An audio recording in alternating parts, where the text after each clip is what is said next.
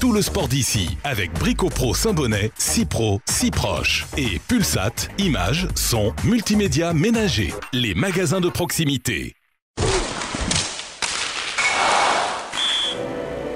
Salut à tous et bienvenue dans Alpes Hockey, votre émission hebdomadaire consacrée au hockey sur glace au alpin. Dans quelques instants, on aura un invité de marque puisque nous sommes ici sur la glace René Freuget à Briançon et l'entraîneur-coach des Diables Rouges, Luciano Basile, viendra nous parler un petit peu de lui et de l'équipe. Alors à tout de suite dans Alpes Hockey. Salut Luciano. Bonjour. Alors, merci de nous recevoir ici, dans votre deuxième maison, hein, on peut dire ça comme ça. Hein. Oui. Si vous demandez à ma compagne, c'est ce qu'elle va vous dire. Alors justement, pour quelqu'un qui est né à Montréal, dont les parents sont originaires d'Avellino, c'est à côté de Naples, hein, c'est ça en Italie? C'est ça, c'est pas loin de Naples. Ouais. Comment on arrive ici sur le banc briançonnais? Après avoir fini mes études universitaires, j'avais été invité par un professeur d'université, Georges Larivière, qui avait été mandaté pour encadrer le hockey italien et il y avait besoin de quelqu'un qui avait à la fois une formation universitaire, mais aussi quelqu'un qui parlait italien pour intervenir auprès des entraîneurs italiens. J'avais été tout juste à la fin de mes études à Montréal et en 90, je pensais que c'était pour une expérience de 6 mois. Finalement, je suis jamais vraiment reparti de l'Europe. Je suis resté 9 ans en Italie, j'ai entraîné 2 ans en Allemagne, 2 ans en Espagne et 10 ans maintenant ici à Briançon. Vous êtes régulièrement sur ce banc, là, dans chaque match, tous les matchs ici à Briançon. En tant qu'entraîneur sur un banc, Luciano, vous êtes plutôt le Saint-Laurent de Montréal ou le Vésuve de Naples sur le tempérament? Plutôt calme ou plutôt explosif? Je pense que les deux. J'aime pas sur le banc trop m'agiter parce que voilà, il faut que un entraîneur, bon, il y a 20 ans, on aimait beaucoup les entraîneurs qui gueulaient auprès des joueurs, tout ça, mais aujourd'hui, si on regarde des équipes de haut niveau, déjà, on est 3-4 derrière le banc parce que l'entraîneur-chef, lui, il doit être calme parce que c'est quelqu'un qui doit prendre des décisions, qui doit analyser, qui doit voir ce que l'adversaire fait, qui est sur la glace, essayer des fois de faire en sorte que tu as la ligne que tu veux contre la ligne qui est sur la glace. Tu dois aussi analyser le jeu, et donc quand les battements de cœur, il faut garder, aujourd'hui, je dirais à un jeune entraîneur, il faut que tes battements de cœur restent bas. Tu ne peux pas t'exciter derrière le banc parce que toute excitation porte à moins d'analyse et donc pas faire son boulot. Après ça, oui, il y a de la passion derrière. Et puis d'autres choses, c'est que, voilà, en public, je suis comme un papa qui n'a pas envie d'engueuler son enfant en place publique. Ça se fait pas. Ça se fait en privé. Je veux dire, s'il faut secouer ou s'il faut pousser ou il faut donner un peu d'énergie au groupe, j'ai tendance à le faire plutôt dans le vestiaire. Ici, je veux dire, les joueurs, ils sont tous à découvert. Il faut pas. Je ne crois pas que l'humiliation est un bon moyen à long terme pour motiver un joueur. Alors, on va se rendre sur le milieu de la glace maintenant.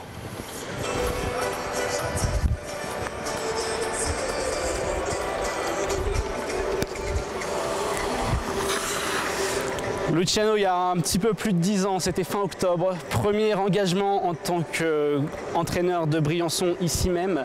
Ça doit être l'un des souvenirs sur ce milieu de la glace qui vous revient, mais quel est peut-être le plus poignant ici même, là, dans ce centre de glace? J'en ai 3 en tête. Celui qui me revient le plus, c'est lorsqu'on a fêté tout ce que nous avait apporté Alain Bérou quand il est décédé. Ça avait été un moment avec beaucoup d'émotion. On était tous là au centre de la glace. C'est un moment très, très, très important. Je pense que voilà, il faut toujours rappeler qu'on est tous là parce que il y a 10 ans, quand je suis arrivé, il y avait un homme, Alain Bérou, qui avait une réelle vision, une passion pour le hockey, puis il savait ce que l'équipe de hockey pouvait apporter à cette ville. Et c'est aussi grâce à cette vision qu'on est là aujourd'hui et qu'on a pu construire sur cette vision-là pour en être rendu là. Après ça, il y a eu d'autres moments, les 10 ans, ça, c'est la première et dernière fois que je vais le faire. Je ne me vois pas être dans un autre club pendant 10 ans. Je peux partir demain d'ici, mais ça ne sera pas pour entraîner 10 ans ailleurs, quoi. Je ne pense pas. C'est pas, ça se fait pas, ça n'arrive pas souvent, ça, pour un entraîneur. Donc, et aujourd'hui, si jamais je devais partir, ben, je suis content de l'avoir fêté ces 10 ans. C'est un chapitre qui a quand même est déjà fermé pour moi. Et donc, ça veut dire qu'à partir de maintenant, tout le temps que je peux rester ici, c'est du bonus. Après ça, il y a aussi le retrait du maillot d'Edo Terglav qui a été fait au centre avec son épouse Chantal et ses enfants qui étaient là au centre de la glace. Oui, le maillot qui est là. Au 9 là-haut. Oui, et ça aussi, ça a été un moment important. Je dirais que ces 3 moments-là au centre de la glace ont été les plus importants. On va se déplacer du côté de la ligne bleue maintenant.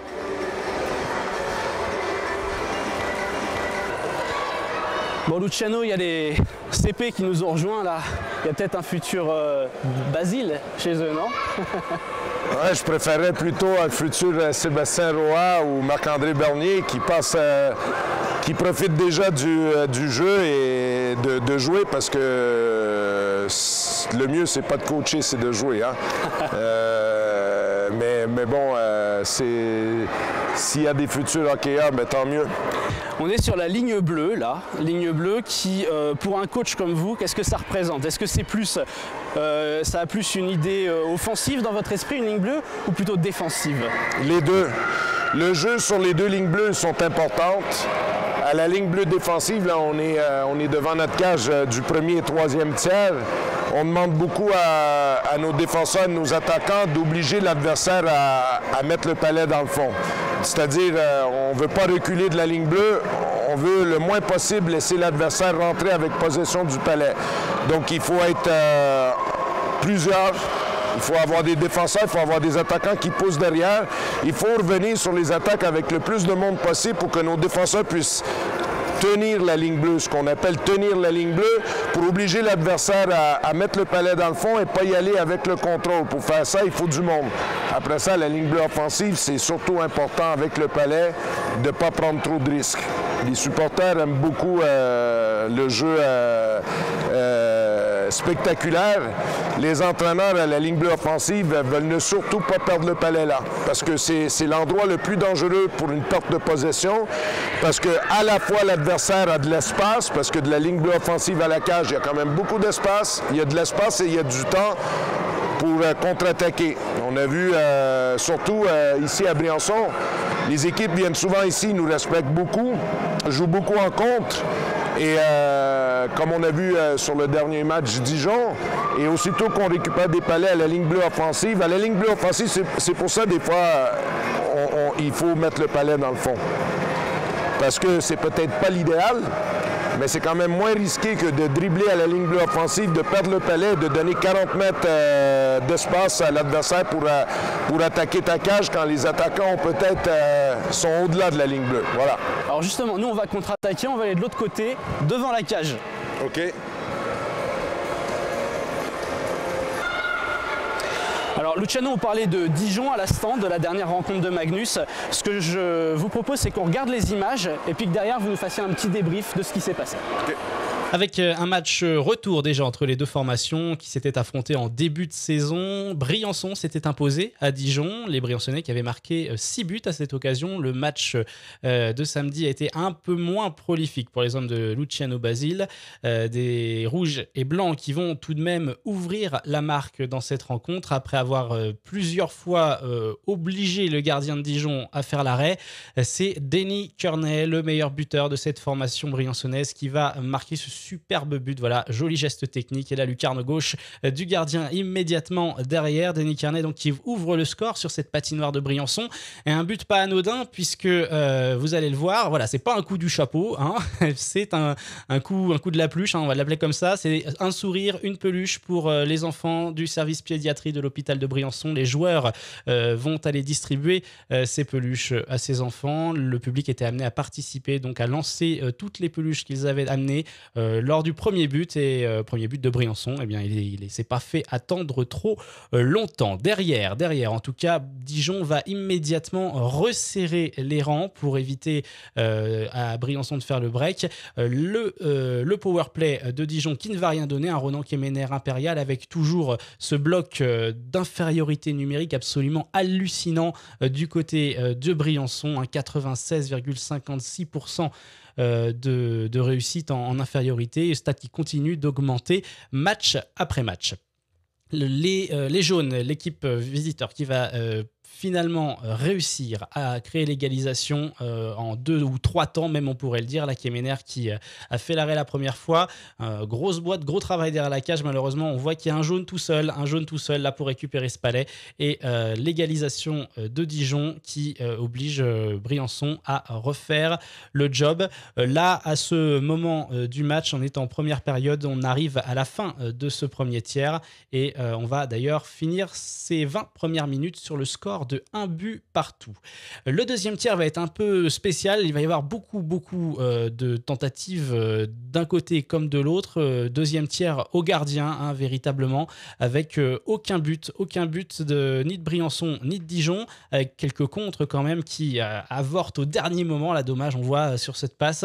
Et puis au fur et à mesure que le chrono va défiler, la tension va monter forcément dans le public, hein. C'est vrai que pour le moment, un but partout, avec les occasions de chaque côté, on s'attendait à voir plus de chiffres au compteur, mais c'est vrai que les deux gardiens ont été absolument impériaux, à l'image de Ronan là, sur cette action. Et pour le moment, un but partout donc sur ces 40 premières minutes de match. Je vous laisse un petit peu regarder en images ce qui se passe. Le public très concentré. Et le début de ce troisième tiers, Ronan Kemener qui s'étire. Et tout de suite quasiment, dans ce troisième tiers, eh bien, l'ouverture du score dans ce troisième tiers, plutôt le deuxième but de Dijon, signé Thomas Decoq. Thomas Decoq qui marque après 1 minute et 4 secondes de jeu dans ce dernier et troisième tiers. Et Briançon qui va... on va dire qu'il va cravacher tout le reste de ce tiers pour essayer de revenir au score. Ronan va fermer la maison pour donner une opportunité encore à ses coéquipiers d'accrocher les prolongations, chose qui sera réussie par Briançon. Pas sur cette action, là on le voit bien, le gardien est rentré dans la cage bien avant, ça brasse un peu, on sort les bourre-pifs, les esprits s'échauffent.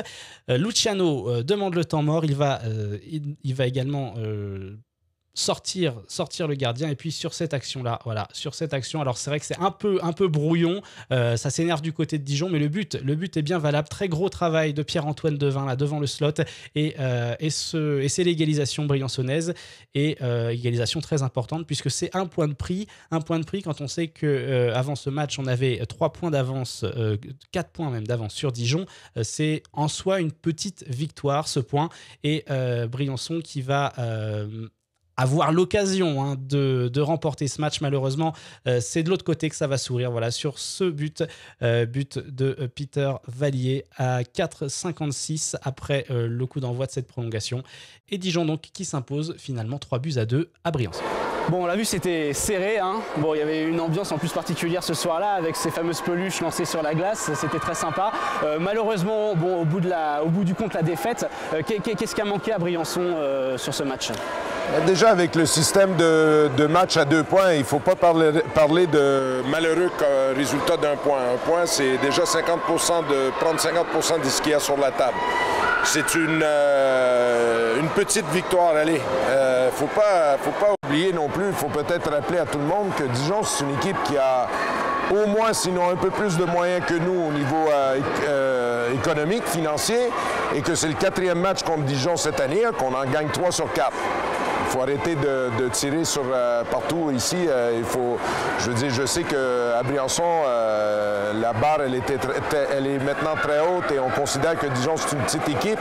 C'est un petit rappel à l'ordre pour beaucoup de gens qui ne comprennent pas beaucoup de choses du hockey sur glace et qui se pensent plus forts de ce qu'on est. Moi, je suis très heureux.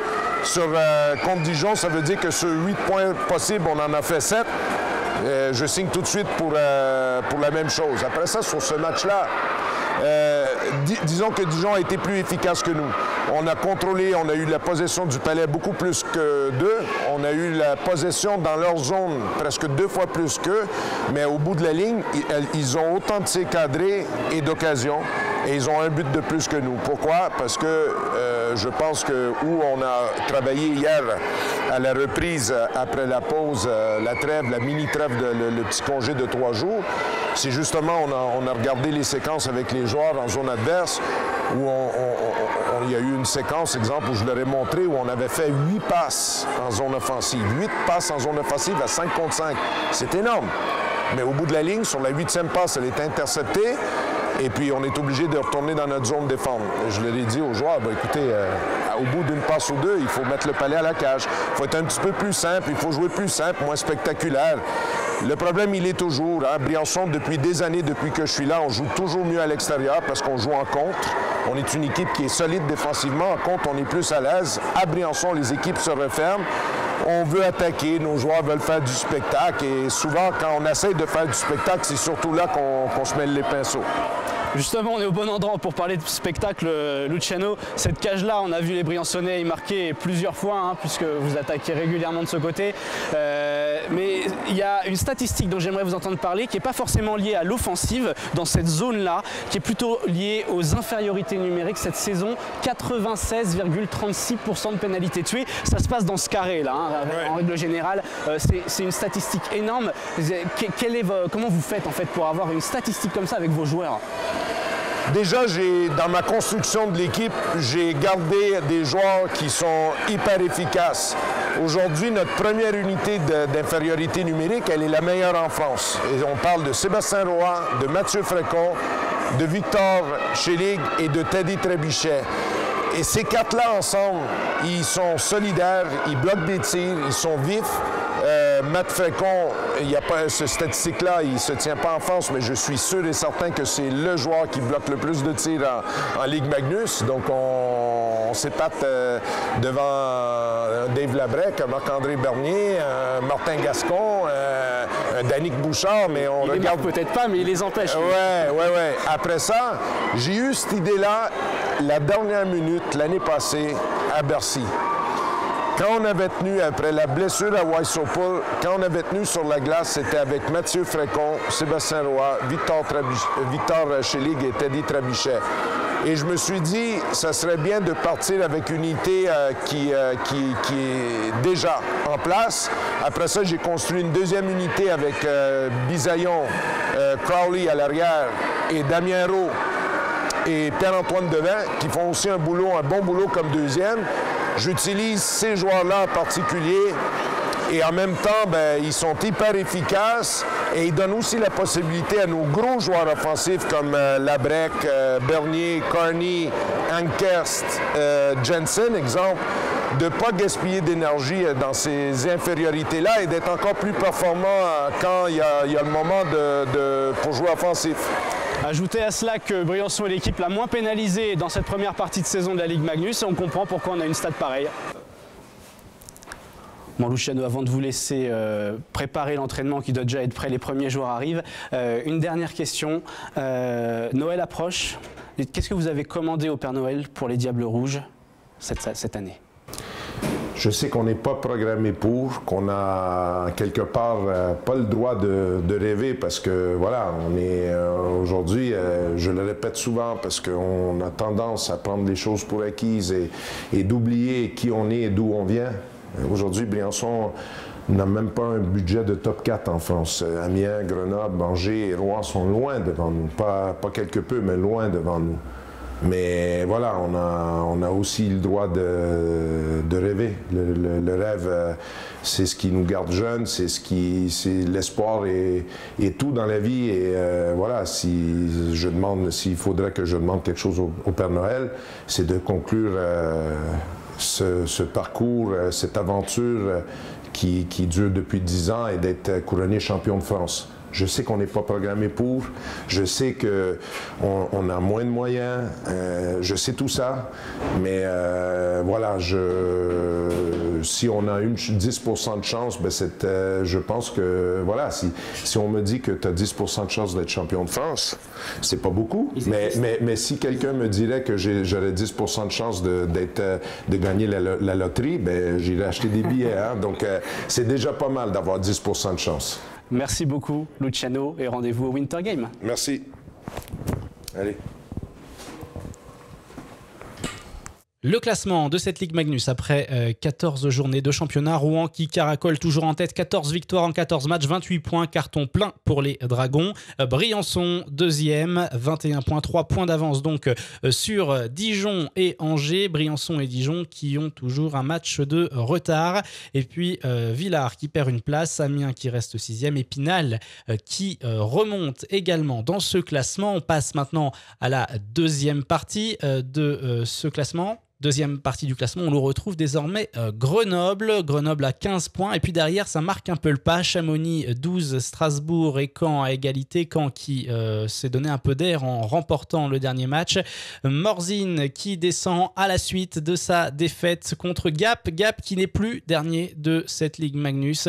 Les Rapaces qui regagnent une place mais qui restent à 3 points derrière le 12e et première équipe à ne pas disputer les barrages de relégation. C'est Brest, le promu, qui occupe la place de Lanterne Rouge. Le classement des meilleurs compteurs de cette Ligue Magnus avec toujours Danick Bouchard d'Amiens en tête, 34 points désormais, c'est presque 9 points d'avance sur Enze Kuralt et Marc-André Tinel. Ça commence à faire. Dans ce top 10, on remarquera Denny Kearney de Briançon, 12e but en 12 matchs. Denny Kearney qui continue donc sa très bonne saison. Notez François Ouimet d'Amiens également qui a réalisé quand même un quadruplé lors du dernier match. Le classement des gardiens de cette Ligue Magnus et l'éternel balle entre Fabrice Lenry et Ronan Kemener. Ronan qui perd une place à la suite de la victoire de Rouen et de la défaite de Briançon. Ronan qui a tout de même 4 matchs de plus de jouer que Fabrice Lenry. Et forcément, ça peut compter dans une statistique. Plus on joue de matchs, plus on essuie de tirs. Donc forcément, c'est jamais facile. Mais les deux hommes sont largement au-dessus des autres adversaires. Ce sont les deux seuls à avoir une moyenne de moins de 2 buts encaissés par match. Largement moins de 2 buts. Espérons qu'il continue ce mano à mano dans la deuxième partie de saison. Le calendrier de cette Ligue Magnus qui s'affiche avec la 15e journée samedi. Brest reçoit Chamonix et puis peut-être l'événement ou l'un des deux événements du hockey français en cette fin d'année. Grenoble qui reçoit Briançon à l'occasion du Winter Game. Match qui se jouera dans le Stade des Alpes devant plus de 14 000 spectateurs. Stade des Alpes de Grenoble où il y a une grosse délégation briançonnaise qui fera le déplacement. Match à partir de 17h. 15e journée qui se poursuit le 23 décembre avec l'essentiel des matchs de cette 15e journée. Dijon, Caen, Amiens, Villars, Strasbourg, Gap, Angers, Épinal et Rouen, Morzine. Et j'en profite pour rappeler l'autre événement important de cette fin d'année pour le hockey français, la rencontre à l'Alp Arena entre la France et la Russie. Match à suivre en direct vendredi soir sur l'antenne de DC Radio. Rappelons que lors de la dernière confrontation entre les deux équipes, la France s'était imposée 2-1 lors d'un exploit retentissant. C'était lors des derniers championnats du monde. Espérons qu'il réédite cela. Merci de nous avoir suivis pour cet Alp Hockey et à très vite pour une nouvelle émission. Ciao, ciao. Tout le sport d'ici avec Brico-Pro Saint-Bonnet, 6 Pro, 6 proches. Et Pulsat, images, son, multimédia ménager. Les magasins de proximité.